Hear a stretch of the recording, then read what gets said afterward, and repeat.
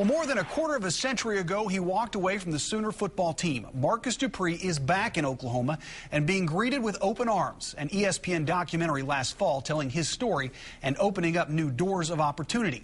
Caden McFarland caught up with Dupree this weekend at the Tulsa Sports and Fitness Expo. This is the question you probably get more than any other, I would think, nowadays. How has your life changed since that 30 for 30 documentary? Well, it pretty much changed like a whole 360.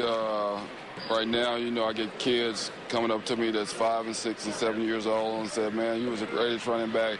You know, I want to be just like you. So I got a whole different generation of fans, I guess you would say. You had so much attention on you back in the day. How is it different now, having the attention that you have now? Do you enjoy it more? Do you know how to handle it maybe a little bit better? I mean, obviously, you were a young guy way back then. I think I enjoy it more, especially being back in Oklahoma, seeing all the fans and seeing how true fans are.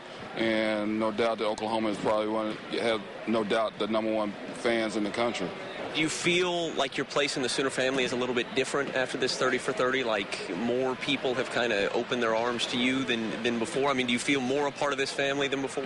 Well, I guess you could say that. I just feel good about people got a chance to see what really was going on. Me being a 17-year-old kid, trying to understand what was going on, why I wasn't playing, and all that good stuff. But you know, I never stopped being a Sooner, and I never stopped rooting for the Sooners.